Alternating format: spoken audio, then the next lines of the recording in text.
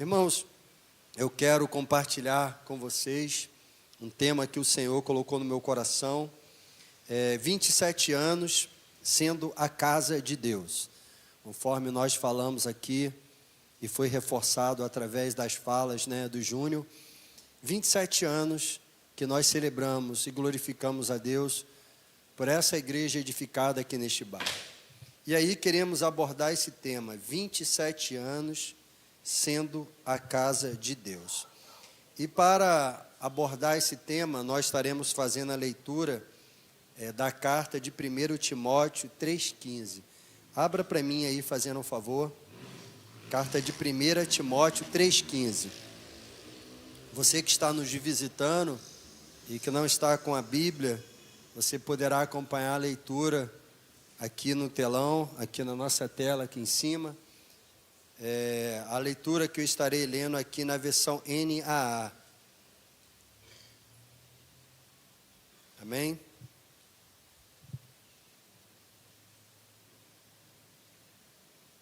Diz assim o texto do apóstolo Paulo, direcionado a seu filho na fé, Timóteo.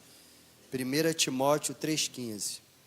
Mas se eu demorar, saiba como as pessoas devem comportar-se na casa de Deus, que é a igreja do Deus vivo, coluna e fundamento da verdade. Amém?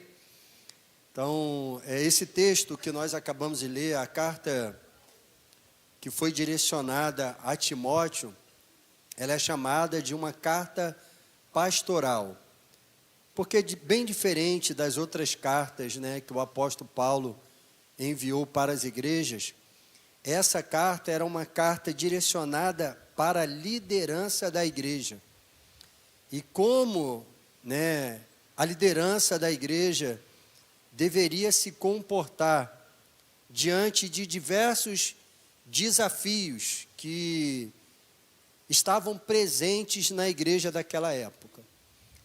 Então, foi uma instrução que Paulo deu ao seu filho na fé, Timóteo, que era um pastor da igreja de Éfeso, nesse atual momento. Uma igreja que estava em uma cidade idólatra. Essa cidade de Éfeso era uma cidade que tinha um templo dedicado a uma deusa chamada Diana, que era uma deusa venerada em todo o continente asiático. Muitas pessoas viajavam em barcos, faziam longas peregrinações aí a esse templo para venerar essa deusa chamada Diana. Então, essa deusa Diana, ela tinha muitas sacerdotisas, mulheres que na noite elas desciam para os portos e ali se prostituíam de uma forma de adoração a essa deusa chamada Diana. Então era nesse cenário que a igreja de Éfeso ela estava presente. Era nesse cenário de grandes imoralidades sexuais, de grandes heresias que a igreja estava instituída. E Timóteo, como pastor dessa igreja, ele tinha que ter um olhar cuidadoso sobre a vida das suas ovelhas, para que as suas ovelhas não viessem a se perder diante de todo o contexto que ele vivia dentro da sociedade. Aí você pode falar assim para mim, mas pastor Edenilson, daquela época para hoje muitas coisas mudaram. Muitas coisas mudaram na sociedade que nós vivemos, isso é uma verdade. Muitos valores foram transformados, mas os princípios que Deus ensinou através de Paulo ao seu filho Timóteo são atemporais. São princípios que ainda hoje são extremamente importantes para a igreja de Cristo. São princípios que nós devemos estar atentos para que a casa de Deus ela possa ser firmada e fundamentada na verdade de Deus, na verdade do Evangelho. E assim, eu gostaria de falar de 3 fundamentos, que Paulo aqui direciona o seu filho Timóteo. E o primeiro tópico que eu gostaria de abordar com vocês é que ele, aqui na parte final, ele diz que a igreja era coluna e fundamento da verdade. Coluna e fundamento da verdade. E é muito interessante quando Paulo fala isso, porque ele está fazendo uma analogia com a questão que envolvia esse templo da deusa Diana. Porque esse templo da deusa Diana, ele tinha 127 colunas. E cada uma dessas colunas, elas ali foram colunas de mármore que foram presenteadas por grandes reis. Então, quem segurava aquele templo eram colunas que foram presenteadas por reis, imperadores. Mas Paulo diz aqui no texto que aquilo que era um fundamento e a coluna que iria sustentar a igreja de Cristo, a igreja do Senhor, seria a verdade. E ele diz no final, a igreja do Deus vivo, coluna e fundamento da verdade. Então, a igreja, ela é vista como uma coluna e fundamento da verdade, destacando assim a responsabilidade que temos de preservar e proclamar a verdade revelada por Deus através da sua palavra. Então, o primeiro tópico fala sobre isso, sobre a coluna e fundamento da verdade. E é muito interessante a gente falar em verdade, porque nós estamos vivendo em um período, que existe uma grande contra-informação, que muitas das vezes nós, e até mesmo a mídia, chama de fake news, mentiras, notícias mentirosas. Então, nós estamos vivendo em um tempo onde as mentiras têm sido propagadas. Isso é uma verdade, não é verdade? Isso é uma verdade que está presente na nossa vida. Mas a palavra de Deus, ela nos orienta que nós temos que viver na verdade. E falar sobre a verdade hoje, a verdade do Evangelho, se transformou um grande desafio para nós que somos pastores. Porque a verdade do Evangelho, ela é uma verdade, irmãos, que marca a nossa vida, que fere a nossa carne, que acaba com o nosso ego. E muitas das vezes, essa verdade que fere a nossa vida, que marca o nosso ego, muitas das vezes ele é entendido como intolerância, uma intolerância religiosa, ou até mesmo um discurso de ódio. E eu pegando alguns personagens bíblicos, e se eu fosse transportar esses homens e os seus discursos para os dias atuais, esses homens, profetas de Deus, eles seriam considerados pessoas intolerantes. Intolerantes. Você imagine, hoje, nós pegar ali o profeta Miqueias, que se levanta contra autoridades religiosas, autoridades políticas, e se levanta contra os magistrados e detona essa classe. Miqueias, ele parece que pega uma metralhadora e lança fogo em cima dos líderes religiosos que estavam corrompidos, a classe política, a classe dos sacerdotes e os juízes que eram corruptos. Então, se nós pegássemos esse discurso de Miqueias e implementasse ele hoje aqui na nossa sociedade, Miqueias seria um intolerante. Ele estaria propagando uma mensagem de ódio.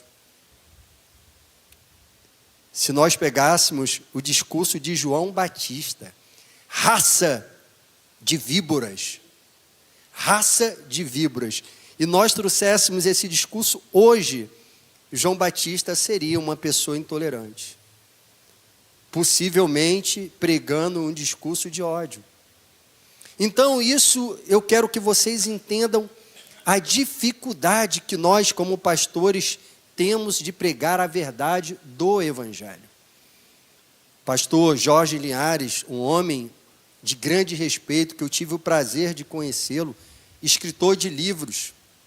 Teve que responder junto ao Ministério Público de Minas Gerais, porque no site que é administrado pela sua igreja, um colégio que tem dentro da sede da sua igreja, ele colocou aqui, menino é menino e menina é menina. Teve que responder juridicamente por essa fala. Então daí você consegue ver o quanto está sendo difícil hoje se pregar a verdade de Deus. O quanto está sendo difícil se pregar a verdade de Deus. Você imagine hoje eu me deparar diante de uma pessoa que tenta ali fraudar a mensagem do Evangelho e eu chegar para essa pessoa e falar assim: filho do diabo, até quando você vai perverter os caminhos do Senhor? Eu seria considerado uma pessoa intolerante. Mas note que Paulo falou isso para aqueles que tentavam disseminar uma falsa doutrina dentro da igreja. O próprio Senhor Jesus Cristo, você imagine se eu chegasse e falasse assim: ó, eu não vim trazer paz, mas vim trazer espada. Tenta imaginar como ele seria hoje. Sepulcro caiado. Uma injúria, irmãos. Uma injúria. Você imagina esses personagens bíblicos pregando hoje essas mensagens no contexto que nós vivemos. Então hoje, se pregar a verdade de Deus é um grande desafio, sendo que a palavra de Deus diz que a verdade, ela é a coluna e o fundamento da igreja. A verdade não pode ser negociada, ela tem que ser pregada. Ela tem que ser pregada. Mas esse é um grande desafio que nós temos. Pregar o Evangelho, pregar a verdade de Deus. Pedir a Deus uma sabedoria que vem do alto, para que as pessoas entendam que a mensagem do Evangelho, muitas das vezes, ela se torna desconfortável, porque ela vem contra as nossas vontades, os nossos desejos carnais. A palavra de Deus vem como uma espada, cortando, ferindo os nossos desejos carnais.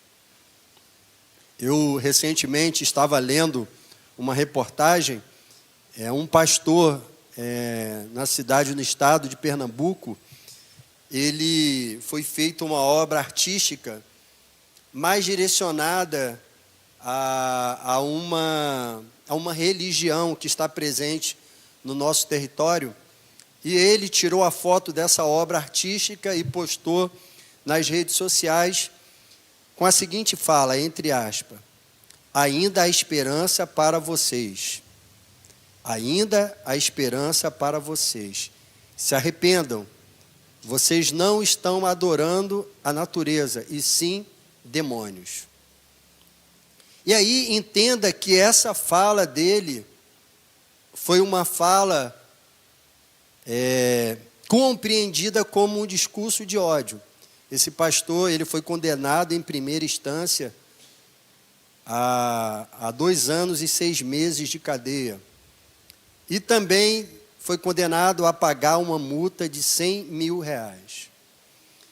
E aí você consegue ver, irmãos, o desafio que nós temos de pregar a verdade que é coluna e fundamento do Evangelho.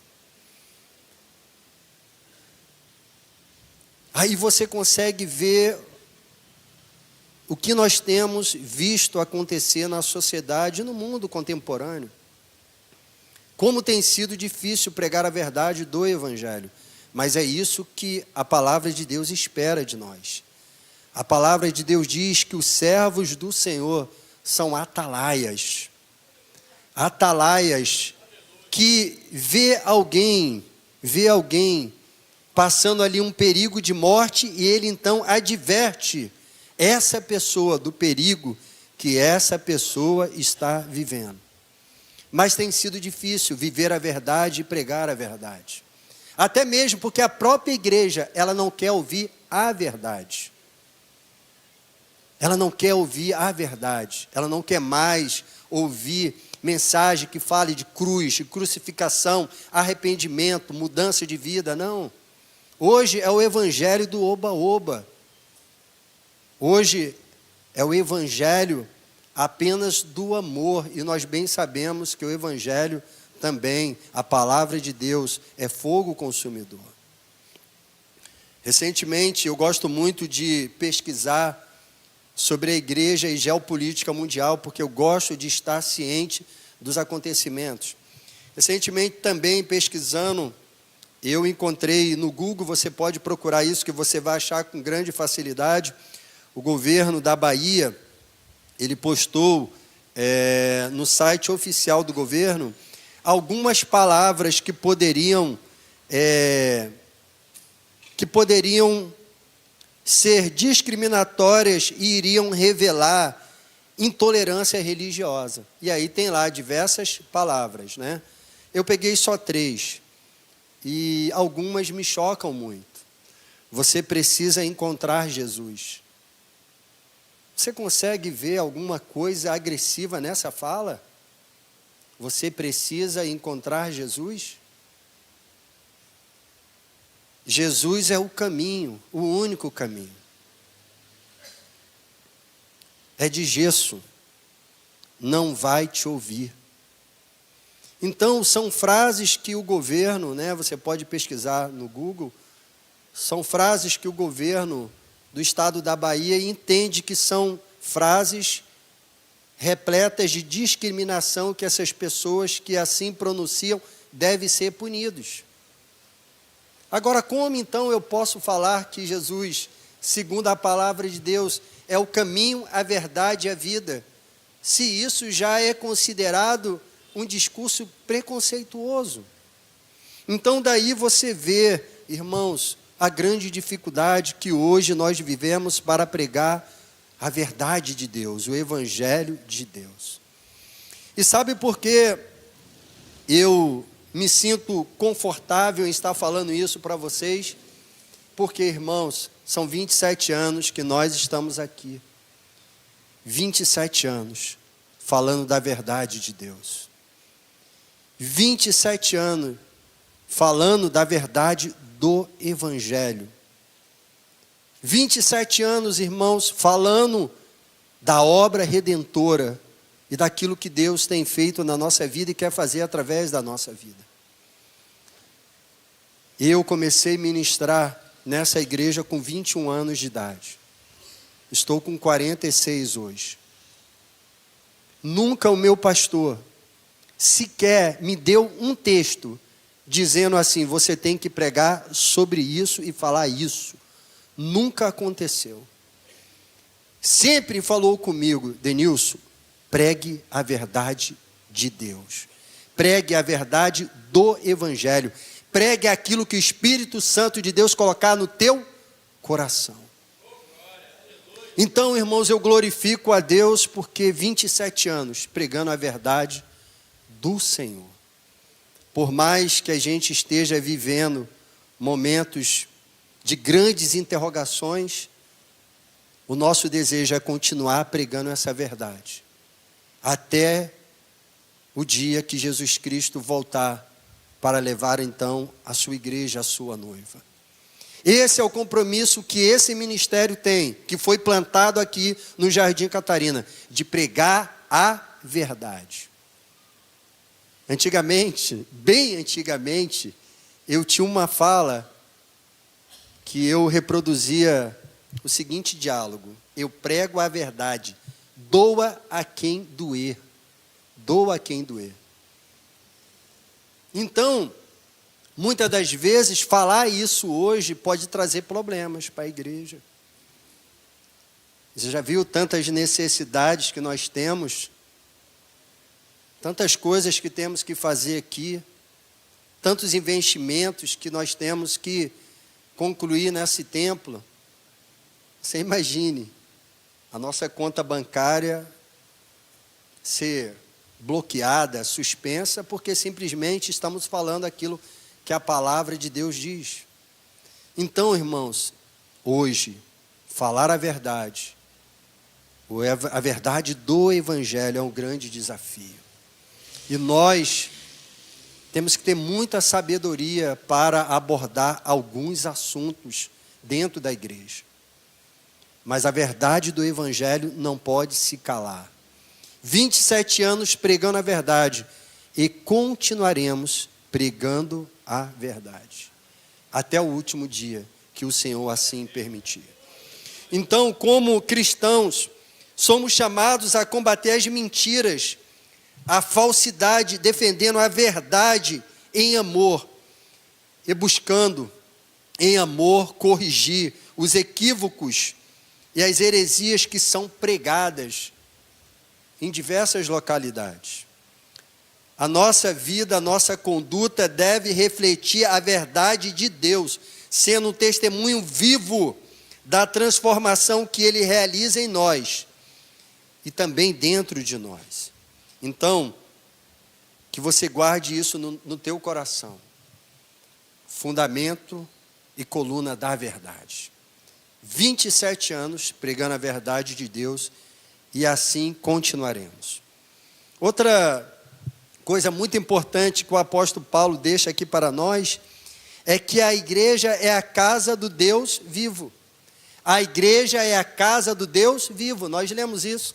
Bota para mim 1 Timóteo, fazendo um favor, para que a gente possa ler novamente. 1 Timóteo 3,15. Mas, se eu demorar, você saberá como se deve proceder na casa de Deus, que é a igreja do Deus vivo. Então, a igreja é a casa do Deus vivo. A igreja é a casa do Deus vivo. E é muito interessante falar que a igreja é a casa de Deus, porque, então, nós que estamos aqui somos filhos de Deus. E um filho, o que ele tem na sua casa? Ele tem liberdade, ele tem intimidade. Eu não sei como que é o seu relacionamento com seus pais, você que já é casado, mas na casa dos meus pais eu tenho liberdade, eu tenho intimidade. Eu acho que abusa até demais. Porque na casa dos meus pais, eu chego lá, eu abro a geladeira, eu como uma banana, eu como uma maçã, eu tomo água. Se minha mãe estiver fazendo almoço, eu pego um prato, boto um pouco de comida para mim, como também, depois almoço em casa. Eu vou lá no armário dela, que eu sei que ela esconde rapadura, eu gosto de rapadura. Eu sou cearense, né? Cearense gosta de rapadura. Eu vou lá, pego um pedaço de rapadura, por quê? Você pode dizer, mas que abuso, você nem mora aqui. É porque na casa do meu pai eu tenho liberdade. Eu tenho liberdade, eu sou filho. Eu sou filho. Então, na casa de Deus, esse local é a casa de Deus, você tem liberdade, irmãos.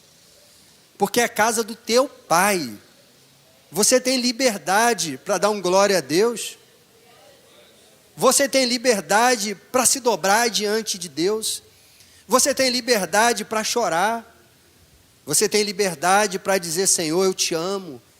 Você tem liberdade para se jogar nos braços do Senhor, para colocar, as suas demandas, suas petições, os seus desejos diante de Deus, porque aqui é a casa do teu pai. É a casa do teu pai. Porém, existe um grande perigo. Porque aqui é a casa de Deus. E existe um grande perigo de eu tentar transformar a casa de Deus na expansão da minha casa. E aí entra o grande perigo, o grande cuidado que nós temos que ter. Aqui é a casa de Deus, onde você tem liberdade para glorificar, para orar, para chorar, para se lançar aos pés do Senhor, para abrir os seus braços, para adorar o Senhor, prestar um culto racional. Porém, existe o perigo de você tentar fazer da casa de Deus a extensão da sua casa. Mas pastor, você acabou de falar para mim que é a casa do meu pai, mas não é a extensão da tua casa. Você quer ver a diferença? Aqui o acesso é liberado a todos. Enquanto na casa particular você pode ter restrições de acesso, né? Na sua casa entra quem é convidado. Na sua casa entra quem tem a chave do portão, da porta. Então, enquanto na sua casa particular pode ter acesso restrito, a igreja, como casa de Deus, tem suas portas abertas para todas as pessoas. Todas as pessoas, independentemente da sua origem, do seu status social, do seu histórico pessoal.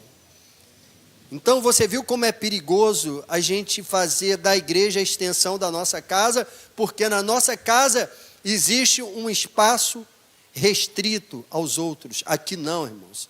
A porta está aberta, aonde todos são bem-vindos, independentemente de cor, de sexo, de ideologia política, independentemente de filosofias que a pessoa acredita, é aberto a todos. Claro que entrando aqui, nessa casa, você vai ter que se submeter ao local de culto, que é inviolável segundo a nossa Constituição. Você vai ter que se submeter ao local que nós consideramos ser sagrado, mas é aberto a todos. A tua casa não. Então, na sua casa você tem a comunhão limitada com algumas pessoas. Lá na minha casa eu tenho a comunhão diária com a minha esposa, meus 2 filhos, um casal de filhos. Agora aqui a comunhão, ela é ilimitada. A comunhão dentro da igreja é universal. Aqui nós acolhemos todos que buscam um relacionamento com Deus. E quando eu não penso dessa forma, e quando eu não trabalho dessa forma, eu estou trazendo a minha casa, os conceitos da minha casa para dentro da igreja, e isso é perigoso. Porque eu começo a fazer restrição de pessoas. Ah, você é bonitinho. Você eu quero ter contato, amizade, relacionamento. Não, você já se afaste de mim porque você não serve para ser meu amigo. E aí eu começo a fazer restrições, sendo que a palavra de Deus é clara. Uma comunhão universal, somos todos um corpo.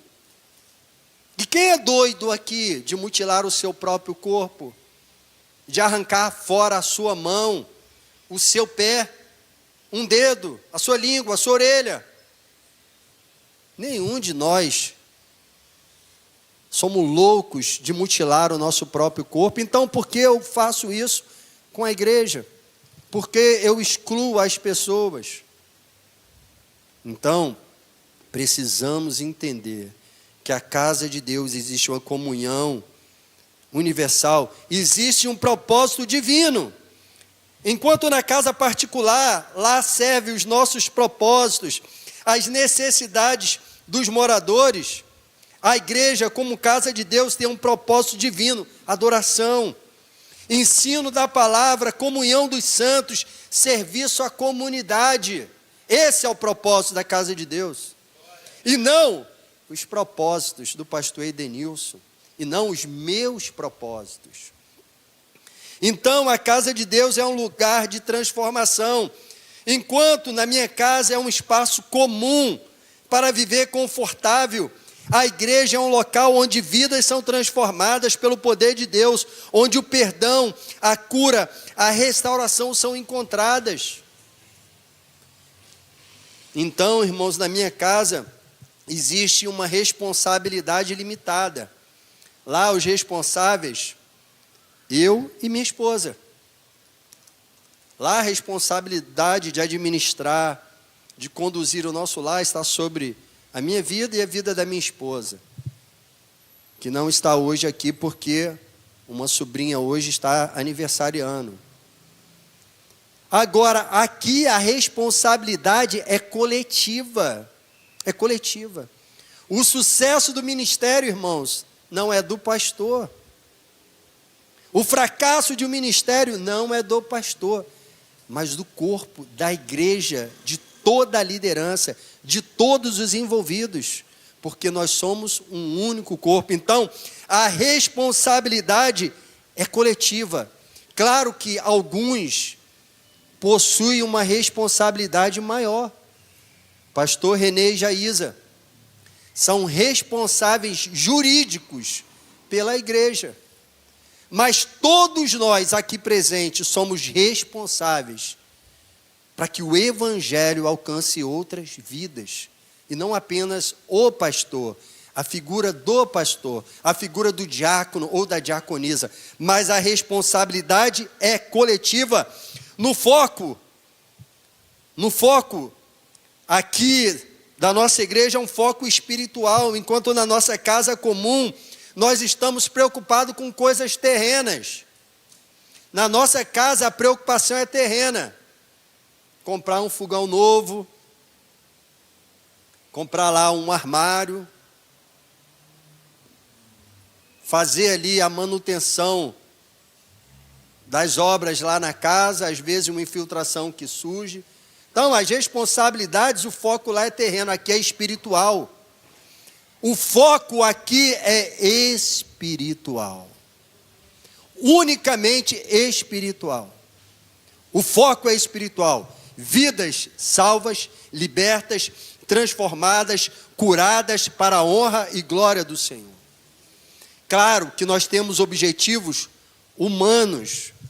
Nós temos alvos físicos. Botar o piso no chão, colocar um ar-condicionado, dar melhor conforto às nossas crianças que estão na sala dominical, no ministério infantil, fazer um trabalho externo que a igreja fique, com a aparência bonita, demonstrando assim zelo, cuidado que temos com a casa de Deus. São coisas físicas, humanas, mas o foco é espiritual. O foco é espiritual. O alvo são vidas transformadas, libertas, curadas. O resto está em segundo plano, irmãos. O resto é segundo plano. Então, a casa de Deus, irmãos, existe, assim, de uma forma universal, diversidades de pessoas. O apóstolo João, quando ele teve a visão lá no livro de Apocalipse, ele diz, lá em Apocalipse 7, 9 e 10, diz assim: eu vi uma grande multidão de todas as nações, tribos, povos, línguas diante do trono de Deus. Então aqui existe uma diversidade. Irmãos, glória a Deus, porque durante esses 27 anos, nós somos uma igreja acolhedora. Precisamos mudar, precisamos melhorar, precisamos ser lapidados pela presença do Espírito Santo. Sim, toda a igreja precisa viver esse período de transformação que só o Espírito Santo faz. Mas nesses 27 anos, fomos pessoas acolhedoras e precisamos ser pessoas acolhedoras. Nós temos que ter cuidado para os próximos anos que estão diante de nós, para não fazer deste local, não fazer deste local um local que valorize-se aquilo que eu desejo, aquilo que o homem deseja, mas assim aquilo que a palavra de Deus diz sobre os fundamentos da igreja de Cristo. Então precisamos fazer da igreja portas abertas, que alcance vidas, restaure vidas, que discipule vidas, que fale de um evangelho verdadeiro e genuíno. Não é a extensão da minha casa. Preciso entender que de hoje aos outros anos que virão pela frente, eu preciso tratar as pessoas que chegam até este local com amor, com zelo, carinho. Todos fazemos parte de um corpo. Ninguém pode ser excluído do corpo. E quando Paulo falou isso para Timóteo, ele estava frisando para Timóteo, precisamos abraçar todos. Que evangelho é esse que a gente vive, que muitas das vezes exclui a pessoa que pensa diferente de nós? Que evangelho é esse que a gente vive muitas das vezes, que joga de lado quem não pensa igual nós pensamos? Que evangelho é esse que muitas das vezes vira a cara para o necessitado? Será que é assim que nós queremos viver os próximos 27 anos? Não, não é assim. Não é assim, porque nós vivemos a verdade de Deus, a verdade do Evangelho. Então nós aprendemos aqui nesse texto que a igreja do Senhor é fundamentada pelo fundamento e coluna da verdade. Entendemos que hoje é desafiador pregar a palavra, a verdade do Evangelho, mas não podemos negociá-la. É a verdade de Deus, a verdade do Evangelho. O que nós precisamos é ter sabedoria como conduzir essa verdade, como pregar essa verdade, sem ofender, respeitando o próximo, respeitando outras religiões, respeitando a forma das pessoas pensarem diferente de nós. Teve um episódio aqui na nossa igreja, que aconteceu comigo, deve ter mais ou menos aí, uns 15, 16 anos mais ou menos. Que um irmão aqui na nossa igreja, ele se converteu. Ele chegou a ser um obreiro aqui da igreja. A mãe dele está até hoje aqui, mas ele está dando uma volta aí por fora. E ele se converteu, e naquela época, a primeira visita que era feita pelo setor de evangelismo, e foi eu que fui fazer essa visita, junto com outro irmão que hoje é pastor de outra denominação. Saiu daqui hoje, Deus levantou ele como pastor lá em outra denominação. E quando chegamos lá, ele tinha uma imagem de Maria, mãe de Jesus, de mais ou menos 1,5 metro, mais ou menos, pegava mais ou menos aqui na minha cintura. E ele falou assim: Edenilson, na época nem diácono eu era, Edenilson, Deus tocou no meu coração, Deus falou no meu coração, e a minha esposa, ela falou: olha, nós precisamos nos desfazer dessa imagem, precisamos jogar no lixo. Aí, mas o pessoal da igreja vai vir e chegar aqui, a gente conversa com ele, nós quebramos, jogamos no lixo e está tudo resolvido. Aí eu falei assim: não, nós não vamos fazer isso, porque eu ficaria muito triste de ver a Bíblia Sagrada na lata de um lixo, porque para mim isso aqui é fonte de vida. Para mim isso aqui é a palavra de Deus. Então eu não posso pegar essa imagem e jogar no lixo, porque para muitas pessoas isso tem um valor especial. E eu estaria ofendendo essas pessoas e não é o meu alvo. Você me dá essa imagem que eu levarei ela até a igreja católica e entregarei na mão de um padre. E lá ele faz o que ele quiser com ela. E assim fiz. Esse homem, junto com a sua esposa, ficou muito tempo congregando aqui. Mas a sua mãe, que estava presente na visita, isso foi um dia de quarta-feira, o nosso culto era dia de quinta-feira. Na quinta-feira ela estava no culto, e está até hoje entre nós. E ela falou: Edenilson, o que mais me tocou foi a atitude que você teve de respeito. É essa a igreja que eu quero seguir. É esse evangelho que eu quero seguir, que respeita. Então pregamos a verdade, sim, de Deus, mas pedimos a Deus sabedoria para que essa verdade não seja ouvida com uma forma de preconceito, de agressão, mas que seja ouvida de uma forma que a pessoa entenda que nós queremos o melhor para ela. Nós queremos ver ela na eternidade e celebrar as bodas dos cordeiros juntos. Então precisamos entender isso, que a igreja não é a extensão da nossa casa. E aí tem uma passagem bíblica muito interessante, que a igreja não é a extensão da nossa casa, a igreja não é patrimônio de ninguém. Porque quando o texto bíblico diz que as pessoas pegavam as ofertas e colocavam nos pés dos apóstolos, está lá em livro de Atos. E aí, a igreja tinha bens. E aí o que acontece? Chega lá um aleijado, um enfermo, um doente, e fala para Pedro: eu preciso de uma esmola. O que Pedro fala? Eu não tenho ouro e nem prata, mas o que eu tenho eu te dou. Olha que coisa interessante, as ofertas, o dinheiro, ela é lançado no pé dos apóstolos. Mas quando Pedro é interrogado, junto com João, sobre recursos, ele fala: eu não tenho nem ouro e nem prata, porque o que eu tenho não é meu, é da igreja. A igreja de Cristo não tem dono, irmãos. A igreja do Senhor não tem dono. Ela é do Senhor. Hoje, a responsabilidade jurídica e espiritual de conduzir esse rebanho está na mão do nosso pastor. No futuro, estará na mão de outro homem, de outra mulher de Deus. E assim será enquanto estivermos aqui. Mas a igreja não tem dono.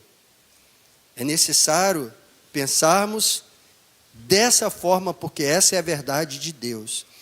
E o último tópico que eu quero falar com vocês, de uma forma bem breve, é que quando nós lemos 1 Timóteo 3,15, a gente vai ver aqui que a igreja é a casa de Deus. Você lembra disso, amém? Eu preciso ler de novo. Você lembra, amém? Amém.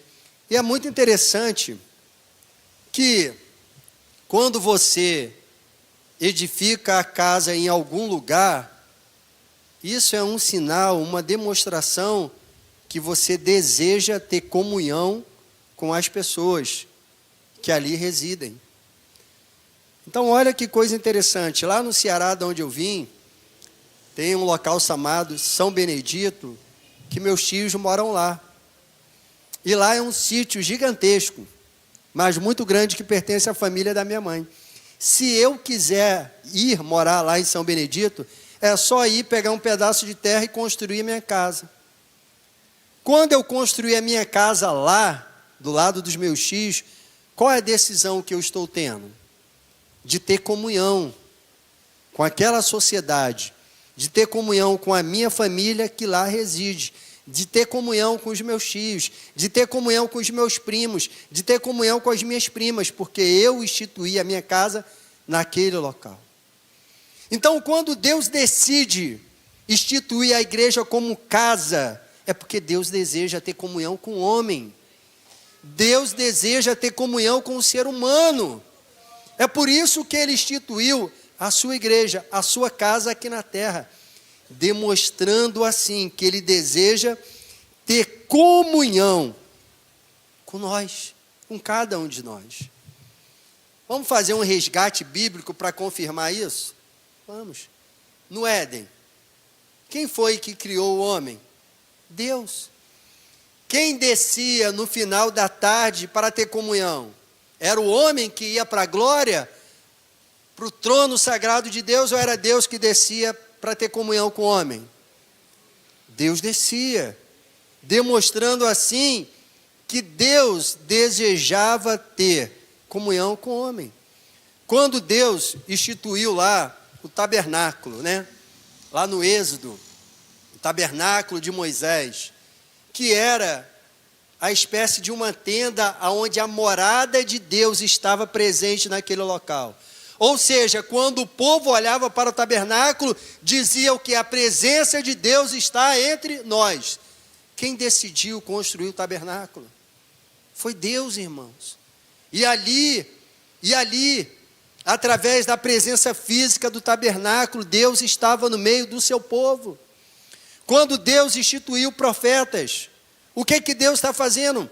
Demonstrando que queria ter comunhão, relacionamento com o seu povo, usando os profetas para levar a mensagem de Deus. Quando foi construído o templo de Salomão, aonde novamente sacrifícios, já não mais em uma tenda montada, mas um templo físico construído. Deus ali então recebendo sacrifícios, adoração e a presença de Deus ali no Santo dos Santos, demonstrando o quê? Comunhão. Que Deus desejava ter comunhão com o homem. Deus desejava. E o ápice dessa comunhão, o ponto central dessa comunhão foi com a encarnação de Cristo. Diz aqui no Evangelho de João 1,14, e o Verbo se fez carne e habitou entre nós, e vimos a sua glória, como a glória do unigênito do Pai, cheio de graça e cheio de verdade. Isso foi o ápice de Deus, demonstrando que Ele deseja ter comunhão. Então, por que essa igreja foi instituída neste bairro? Por que os pastores que hoje já descansam em Deus, decidiram no íntimo do coração dele instituir, implantar a igreja de Nova Vida no bairro de Jardim Catarina? Querido, saudoso pastor Haroldo, por quê? Porque Deus tocou no coração desse homem, demonstrando que ele, o Senhor, o Salvador, o Deus Santo, unigênito, o Deus que cuida, que trata, que restaura, ele deseja ter comunhão com o povo desse bairro. Ele desejava e deseja ter comunhão conosco. Porque eu fui resgatado nesta igreja. Porque a minha família foi resgatada nessa igreja. Porque os meus filhos foram apresentados nessa igreja. Porque o meu pastor orou pelo meu namoro, orou pelo meu noivado, fez o meu casamento. Tudo isso porque Deus queria ter comunhão comigo e abriu essa porta, a casa de Deus, demonstrando que Deus quer ter comunhão com a humanidade. Deus quer ter comunhão, irmãos, com você. Deus quer ter comunhão comigo. Deus quer ter comunhão com a sua noiva, com a igreja do Senhor. Então, nessa ministração de hoje, irmãos, nós vemos aqui Paulo falando com seu filho na fé, Timóteo. Primeiro, a verdade é inegociável. É inegociável. Sendo que os dias são difíceis, mas a verdade jamais pode se calar. Esse texto que o apóstolo Paulo, que hoje nós abordamos, fala aqui, irmãos, que Deus, Ele fez da sua casa, e nós não podemos fazer dessa casa uma extensão da nossa. Coloca isso no seu coração. Liderança desta igreja, você não pode fazer deste local extensão da tua casa, porque aqui é casa de Deus. Não é o que o pastor Edenilson quer, não é o que o pastor Renê quer, não é o que o pastor Jorge quer, não é o que o corpo diaconal quer. É o que a palavra de Deus diz que deve ser. Essa é a verdade do Evangelho. Essa é a verdade do Senhor. Porque no dia, irmãos, que o meu desejo, a minha vontade prevalecer sobre a verdade de Deus, eu estou, irmãos, marcando aqui o sepultamento da noiva do Senhor, da igreja de Cristo, que somos nós. Porque a direção é do Espírito, a vontade é do Espírito, o guiar é do Espírito. O homem é apenas um mordomo, apenas um instrumento de Deus. Instrumento quando ele está ligado em Deus, porque quando ele perde essa conexão, ele passa a ser um empecilho para o Evangelho. Mas glorificamos a Deus pela seriedade da liderança desta igreja. Glorificamos a Deus pela vida do nosso pastor, que durante 27 anos nunca houve um escândalo aqui nesta igreja. Glorificamos a Deus porque aqui nunca foi lançada uma palavra de heresia nesse altar. Glorificamos a Deus porque a verdade de Deus aqui sempre prevaleceu e continuará prevalecendo. Glorificamos a Deus porque aqui sempre foi direcionada pelo Espírito Santo de Deus. E acredito que assim continuará durante os próximos 27 anos. Pode aplaudir o Senhor em nome de Jesus. E aí, para concluir, eu quero ler aqui uma mensagem para vocês que eu escrevi com todo carinho, irmãos. Porque conforme eu falei aqui, irmãos, eu cheguei no Ministério Nova Vida com 19 anos de idade. Com 21 anos de idade, o meu pastor olhou para mim e viu alguma coisa especial. E me colocou em cima desse altar. E você sabe que nessa época, nós tínhamos, a Igreja Nova Vida tinha uma política muito forte sobre quem iria subir no altar. Um jovem solteiro jamais subia no altar da Igreja Nova Vida para pregar. E o meu pastor, quando ele me chamou, ele falou: meu filho, eu estou te dando uma grande responsabilidade, mas não me decepcione. E já são muitos anos, né, meu pastor? E graças a Deus sempre me preocupei com essa fala dele e nunca esqueci. Não desejo decepcioná-los e nem o Evangelho. Então, para a gente concluir, que ainda tem a ministração da ceia, a igreja não é apenas um edifício, mas é a casa de Deus na terra. Como igreja de Nova Vida do Jardim Catarina, temos o privilégio e a responsabilidade de fazer a diferença em nosso bairro e na sociedade ao nosso redor. Deus nos chamou para sermos agente de transformação, levando a sua luz e amor a todos que nos cercam. Nossa missão, a missão da Igreja de Nova Vida, vai além dos muros da igreja. É trazer a comunidade para dentro